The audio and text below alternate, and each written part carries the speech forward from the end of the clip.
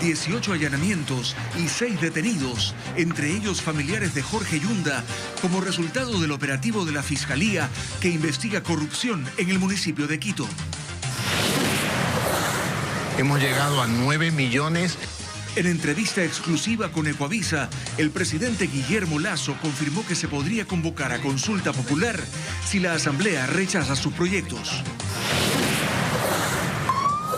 Un tráiler destruyó un puente peatonal y provocó el cierre de una de las más importantes vías de Quito, la Simón Bolívar. En esa misma avenida hubo 2 accidentes más.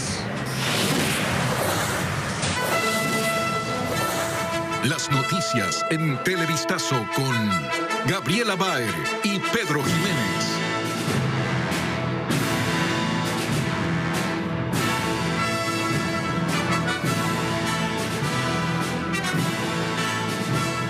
Buenas tardes, amigos. Bienvenidos a Televistazo.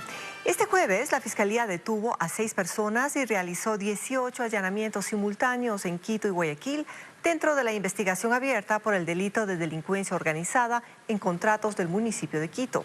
Hola, Pedro, ¿cómo estás? ¿Qué tal, Gaby, amigos? Muy buenas tardes a todos. Este proceso empezó con la información encontrada en los chats del celular de Sebastián Yunda, hijo del alcalde Jorge Yunda. Paul Romero tiene el informe. Los allanamientos se realizaron de forma simultánea en varias dependencias públicas del municipio de Quito, oficinas y viviendas.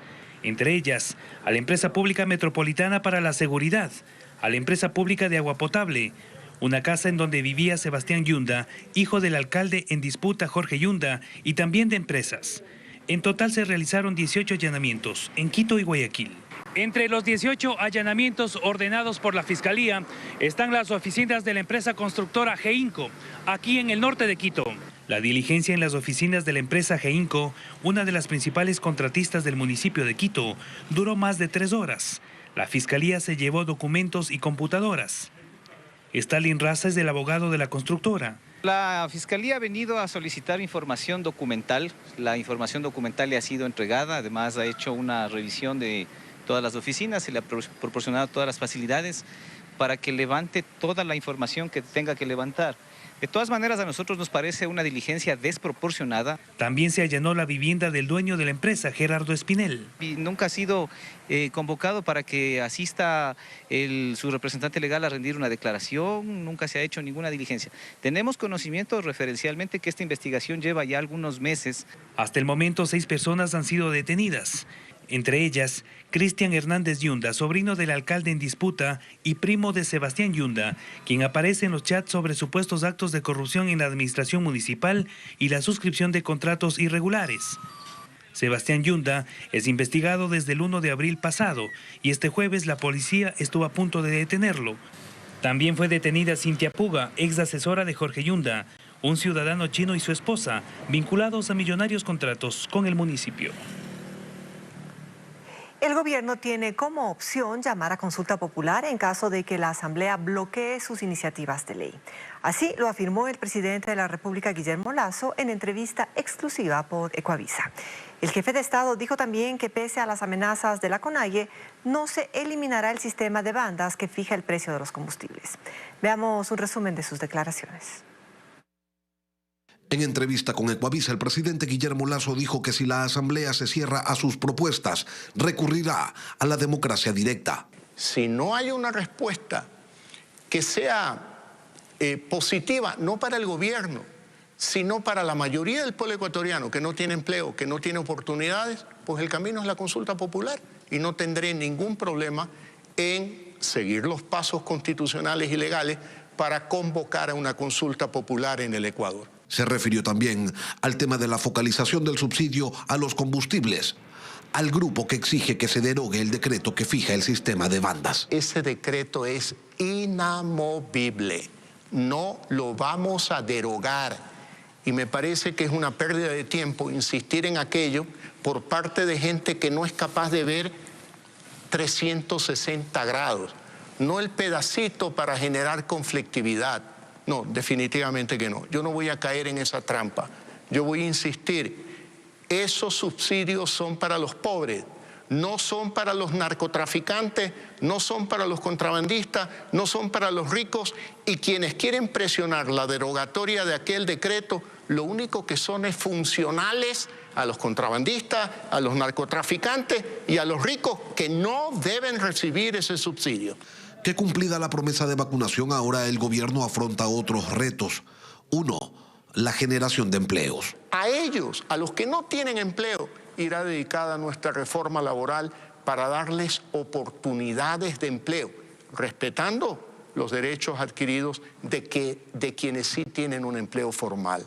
Nadie tocará los derechos adquiridos. Y paralelamente debe trabajar en la reactivación de la economía. Dijo que al presupuesto del 2021 que presentó ante la Asamblea no hay que ponerle mucho asunto. No es el presupuesto que refleja claramente las decisiones y las políticas públicas en materia económica que tendrá mi gobierno. El presupuesto del año 2022, ese sí va a reflejar las propuestas de política económica de mi gobierno. Verá usted en el presupuesto del 2022 que al menos vamos a reducir en el gasto el equivalente a la mitad de ese exceso o de ese déficit. O sea, ¿cuánto? Aproximadamente 2.300, 2.400 millones de dólares. El jefe de Estado se refirió además a la eliminación de tributos. Muchos que no recaudan nada para el fisco, pero molestan mucho a los ciudadanos. Y voy a ser muy claro, con la oferta que hice, el impuesto a la herencia. Lasso comentó que se va a poner énfasis en la reducción del gasto público, pero que se lo debe hacer con cuidado, porque hay muchos asuntos pendientes. ¿Sabe cuántos empleados trabajan en el Palacio de Carondelet cuando llegamos el 24 de mayo? 890. Ya estamos en 600 y esperamos cerrar en diciembre en no más de 450. Y que hasta fin de año espera tener firmado ya un acuerdo de libre comercio con México y empezar las negociaciones con China y también con Rusia para ir hacia acuerdos comerciales.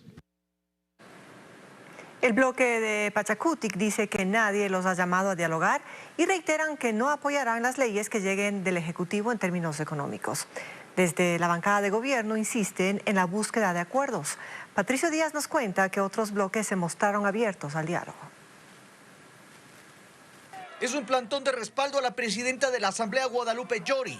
Ahí los dirigentes de Pachacutic confirmaron su distanciamiento con el gobierno y se refirieron también al diálogo que impulsa el Ejecutivo. Solamente son pronunciamientos. Jamás hemos recibido una invitación directa del presidente que diga vengan a sentarnos a conversar. Estos son los temas para dialogar. No nos han dicho, no nos han llamado. ¿De qué nos están acusando? Desde la bancada de gobierno son conciliadores, confirman que sí había un acuerdo legislativo con Pachacutic y que no todo está perdido. Bueno, yo creo que las bancadas legislativas están en todo el pleno derecho de decir o marcar cuáles son sus líneas rojas. Nuestro llamado va a ser a que esperen a que llegue el proyecto, debatamos, encontremos esos puntos en común y en aquellos que son líneas rojas busquemos cuál es la solución. Pero desde Pachacutic le responden. Compañero Juan Fernando Flores, ¿quiere sostener un acuerdo legislativo? Diga a su presidente que baje las aguas, que nos sentemos a conversar, que dejen de botar lodo con ventilador a esta asamblea institucional. Sin embargo, si por acá se distancian, desde el Partido Social Cristiano parece que las heridas van sanando. Lo que pasa es que nosotros somos constructores, pues nosotros le prometimos al pueblo trabajar para el pueblo y el pueblo exige. Apoyaremos lo que tengamos que apoyar, ratificar eso y estaremos en contra de lo que tengamos que estar en contra. Ahora creo que tenemos que llegar a soluciones integrales en función del país. En la izquierda democrática reconocen su alianza con Pachacutic, pero dicen que eso no les impide dialogar. Eso no implica que nosotros evaluemos las leyes que el gobierno tiene que enviar a la Asamblea y cuando nosotros tengamos todos los elementos, tomaremos una definición. Por ahora, Pachacutic está más bien preocupado en la pugna interna entre la presidenta de la Asamblea y el presidente de Fiscalización. Hubo un plantón para respaldarlo y desde el bloque del movimiento indígena revivieron las contramarchas.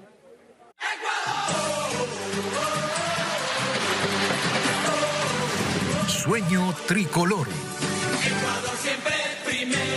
Bien, todo está listo para el partido que esta tarde protagonizará la selección nacional con Paraguay. La Tri se enfrentará en una nueva fecha por eliminatorias rumbo a Qatar 2022 con un aforo limitado de público. En los exteriores del estadio Rodrigo Paz está Teo Pozo. Teo, muy buenas tardes. Cuéntanos, ha empezado a llegar ya el público para este gran encuentro de esta tarde. Te escuchamos. Hola Pedro, qué gusto saludar contigo, amigos, amigas, muy buenas tardes. Así es, a las 12:05 se abrieron las puertas de este escenario deportivo y empezaron a llegar los primeros hinchas, sobre todo a las localidades de General y Tribuna, pues ese era su horario. Hay un gran ambiente en los exteriores del estadio, han llegado varios aficionados y se han acercado también otros que no tienen boleto, pero intentarán alentar a la tricolor desde los exteriores del Rodrigo Paz Delgado. Pero también hay un gran ambiente y hay muchísima expectativa en el país por lo que va a ocurrir esta tarde con la selección nacional. Todos anhelamos el triunfo. En Quito y Guayaquil se han concentrado varios aficionados que también alentarán a nuestra selección nacional. William Young realizó un recorrido y nos ha preparado el siguiente informe. La capital se viste de amarillo, azul y rojo, un emblema que se dispersa en sus calles porque hoy todos somos la selección, aunque esta jornada de eliminatorias mundialistas tendrá algo particular. Después de 1 año y medio, vuelven los espectadores al estadio. El 30% de aforo, aproximadamente 12.000 aficionados estarán aquí en estos predios. 448 efectivos entre Policía Nacional y todas las instituciones del municipio. Esto incluye a los agentes metropolitanos de tránsito. Nosotros estamos trabajando ya desde las 6 de la mañana con agentes civiles de tránsito. Vamos a empezar los cierres viales desde las 10 de la mañana. Y aquí en Guayaquil también se vive un ambiente tricolor. Y hoy vestir la piel de la selección es algo que muchos están haciendo. ¡Adelante, muchachos! ¡Que viva Ecuador! Juega la selección y en el puerto principal el panorama se inunda de colores, aunque el amarillo prevalece.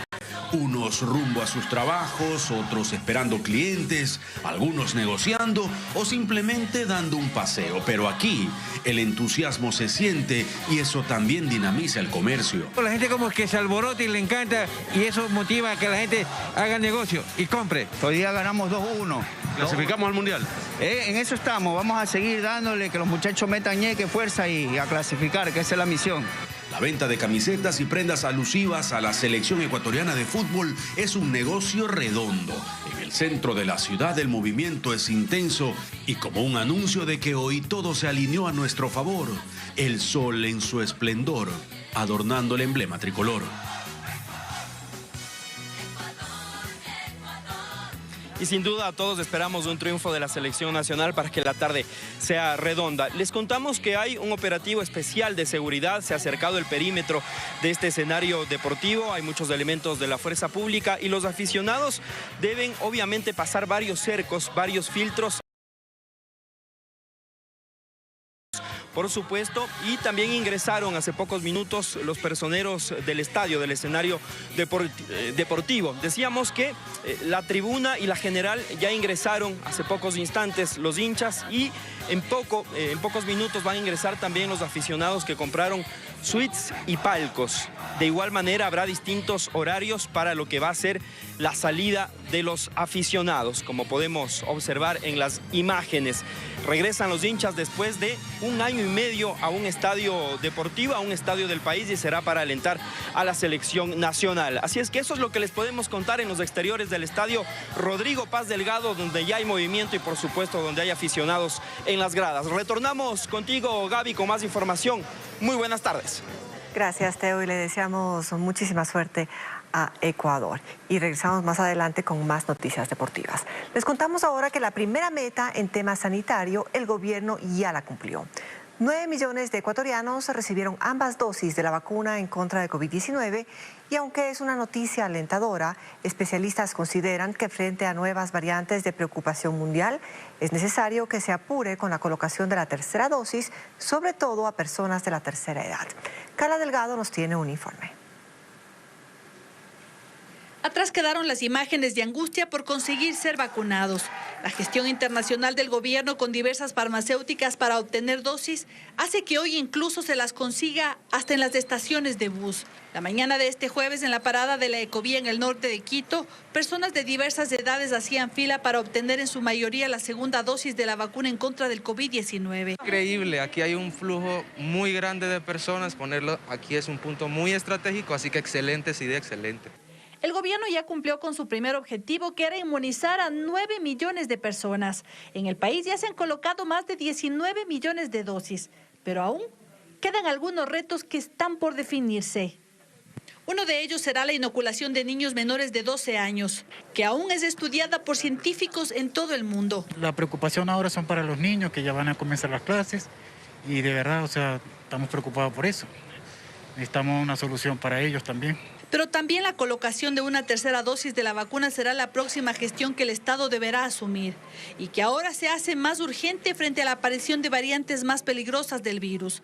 Especialistas consideran que esto no debería tardar más tiempo. Yo pienso que deberíamos pensar en dar la tercera dosis a las personas de la tercera edad y a las personas que tienen algún problema inmunológico, que no responden bien a las vacunas. Probablemente debería ser ya. Pero no solo en la inmunización estaría la contención de la pandemia, sino en algo que, según el epidemiólogo Alberto Narváez, el gobierno aún está en deuda. El ministerio ha dicho 85% para llegar a inmunidad de rebaño. No va a ser suficiente. Hay que hacer testeo masivo, rastreo de contactos, continuar con aislamientos y control de clúster o de focos. Por ahora, el siguiente paso en materia de inmunización, según lo informó la ministra de Salud, será la vacunación masiva de niños y adolescentes de entre 12 y 15 años. Detectan un campamento de minería ilegal en la provincia de Imbabura. Miembros de Fuerzas Armadas desarrollaron la intervención en la localidad de Urcuquí. 10 personas fueron detenidas. Habían montado un campamento con improvisadas carpas en medio de las montañas de Imbabura. Miembros de las Fuerzas Armadas descubrieron el sitio que habría sido utilizado para la minería ilegal en el sector de Alpala, del cantón San Miguel de Urcuquí. El coronel Samer Puyes, quien estuvo a cargo de la intervención, se refirió al operativo. Se aprendió a 10 personas que fueron aprendidos por el personal militar, fueron entregados a la Policía Nacional, todos al momento son mayores de edad. Fueron 400 los sacos de material aurífero que encontraron, además de dispositivos de comunicación y generadores de luz, entre otros. Estas instalaciones son conocidos como los cambuches, las cuales son construcciones temporales que les permite al personal de diferentes partes que no son del sector asentarse para poder realizar en un tiempo indeterminado este tipo de actividad. Las autoridades aseguran que continuarán los operativos en la zona para evitar la instalación de más campamentos ilegales de minería. La Policía Nacional junto a la Fiscalía y la Agencia Nacional de Tránsito ejecutaron operativos contra la corrupción en el cantón La Troncal, que limita entre las provincias de Guayas y Cañar. Se investiga las irregularidades para la obtención de licencias de conducir. Bessie Granja está en el sitio y nos informa. ¿Qué tal? Buenas tardes. Las oficinas de la Agencia Nacional de Tránsito del cantón La Troncal fueron allanadas por personal de la Fiscalía y de la Policía. Aquí existen denuncias de supuestos actos de corrupción. Aquí se investiga la participación de funcionarios públicos en la entrega de documentos falsos para acceder a licencias de conducir de manera fraudulenta. Se presume que los funcionarios se aprovechaban de sus cargos para permitir a usuarios obtener la aprobación de exámenes psicosensométricos sin pasar las pruebas correspondientes. La actual administración de la ANT colabora con esta investigación, por lo que analizan el número de trámites efectuados en esta agencia. Significa que probablemente dentro de la institución se estaría haciendo este negocio ilícito, a lo mejor hasta se cobraba por este tipo de trámites, y es por eso que se ha dado este allanamiento que permitirá a la Fiscalía encontrar a los culpables de estos hechos lamentables. Asimismo, la Fiscalía investiga cuáles eran los funcionarios responsables por este presunto delito y los montos que se solicitaban por estos trámites. Es lo que podemos informar a esta hora. Continuamos en estos operativos. Ustedes en estudio tienen más información. Buenas tardes. Buenas tardes, Bessie. Gracias por ese reporte. Mientras tanto, un tráiler chocó contra un paso peatonal en la avenida Simón Bolívar, en el sur de Quito. Durante la mañana, el tránsito vehicular colapsó y, como nos informa Alex Ceballos, en la misma vía se reportaron otras 2 emergencias.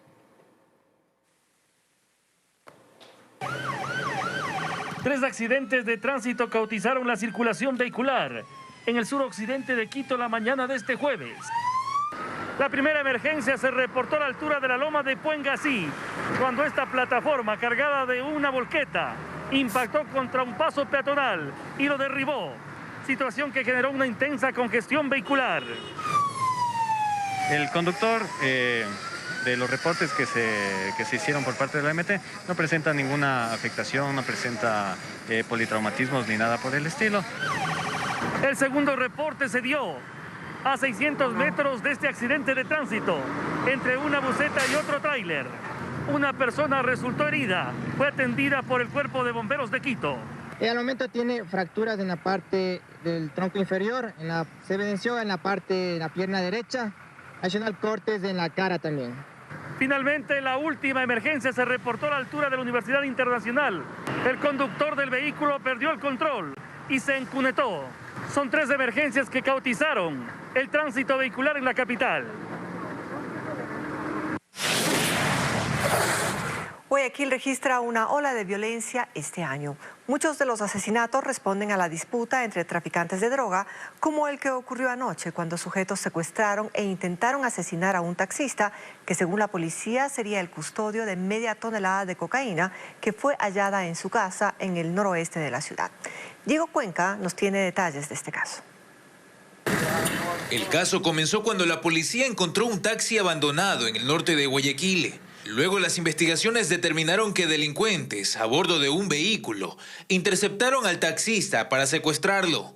Lo sacaron del auto y se lo llevaron. Los uniformados al mismo tiempo son alertados por el ECU 911 de una persona con varias heridas de arma de fuego en la altura de la cooperativa 12 de octubre. La víctima se llama Ronald Víctor, tiene 43 años y luego de ser secuestrado le dispararon. Lo dejaron tirado en el Parque Las Jirafas en Mapasingue. Arrojan del vehículo a este ciudadano disparándole por 2 ocasiones a la altura del pecho. Inmediatamente con una ambulancia lo trasladan al hospital. El taxista herido fue encontrado cerca de su casa. A la par, sus vecinos alertaron que varios sujetos querían ingresar a la vivienda. En ese momento, agentes de la policía entraron al inmueble y hallaron 528 bloques de cocaína que estaban distribuidos en varios sacos de yute dentro de esta furgoneta en el garaje. Justamente el inmiscuirse en ese tipo de mercados o economías ilegales trae este tipo de consecuencias. Los agentes sospechan que el taxista herido era custodio del alcaloide y esto habría desencadenado la violencia entre microtraficantes en la zona. El secuestro y la tentativa de asesinato está relacionada con esta media tonelada de cocaína que se almacenaba en la vivienda, pero ahora la policía busca determinar si ese inmueble funcionaba como un centro de acopio para guardar más de estos bloques de cocaína. Frente a la violencia, este viernes se instalará la mesa de seguridad en Guayaquil, donde la ministra de Gobierno junto con las autoridades de Guayas definirán medidas para frenar la ola delictiva, que hasta hoy ha cobrado la muerte de 409 personas en Guayaquil, Durán y San Borondón este año. Y esta mañana sujetos en una moto asesinaron a un joven de aproximadamente 25 años. El hecho ocurrió en el suburbio de Guayaquil. La policía sospecha que se trataría de una represalia, pues la noche de ayer se realizaron varios operativos en ese sector. Los moradores de las calles 49 y Rosendo Avilés amanecieron la mañana de este jueves con el sonido de varios disparos. Un joven fue asesinado en este sitio cuando caminaba, según detalla el jefe policial del distrito Portete. Inmediatamente fue alertado aproximadamente a las 7 de la mañana la muerte de un ciudadano aproximadamente de 25 años, la muerte de tipo sicariato. En el lugar, los agentes recogieron 6 restos balísticos. Los responsables de este hecho es 2 ciudadanos de tez morena en una moto. Eso se tiene. Estamos levantando información, estamos investigando, recabando más indicios.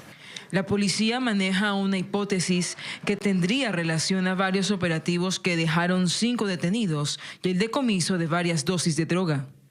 Creemos de que son por represalias por la droga, por las represalias y por batirse los territorios. El fallecido no vivía por la zona. Según los moradores, algunos llegaron con miedo para observar la escena. Es normal porque en todo sector la gente tiene que asustarse porque esto nunca se ha visto así No sé por qué de momento acá la gente está que mata y mata sin compasión. Hasta el momento la policía continúa investigando para dar con el paradero de los responsables de esta nueva muerte violenta en el puerto principal. En Guayaquil, tras un intenso operativo ejecutado la madrugada de este jueves por agentes de la DINASET, un hombre conocido como alias J fue capturado. El detenido se había fugado de la penitenciaría del Litoral el pasado 20 de julio. Desde esa fecha era buscado por los uniformados. Su detención ocurrió cuando alias J circulaba por la Florida Norte en un auto junto a un acompañante. Según la policía, el privado de libertad registra varios antecedentes penales. Hay alarma en el sector de Toctiuco, en el centro sur de Quito, luego de una balacera registrada cerca de un mercado. En el incidente, una persona resultó herida y la policía tuvo que reforzar los controles de armas. El informe con Alex Ceballos. La balacera ocurrió en el sector de Toctiuco, en el centro de Quito. Los propietarios de los negocios cerraron las puertas y corrieron asustados. ¿Qué hizo usted? Salimos corriendo, pues porque desde cuenta los guaguas estábamos con guaguas en mano, pues. Según testigos, una riña familiar habría terminado con los disparos y los gritos de los asustados moradores del sector. Disparos nada más, yo me corrí para allá porque me daba miedo. Una persona resultó herida, la policía atendió la emergencia e investiga el hecho. Ha reforzado los controles de armas y mantiene la presencia policial en el sector. Estamos aquí dando presencia para evitar de esta manera que se sigan cometiendo estos actos delictivos. Los atemorizados vecinos que escucharon los disparos continúan nerviosos. Piden que la policía no se vaya, que se mantenga la vigilancia en la zona, que hechos como estos no vuelvan a ocurrir. Bien, amigos, es todo en las noticias de esta hora en Televistazo. Gracias por su sintonía. Gaby. Así nos despedimos, Pedro, amigos, apoyando a nuestra tri en el partido de hoy. Que todos tengan una buena tarde.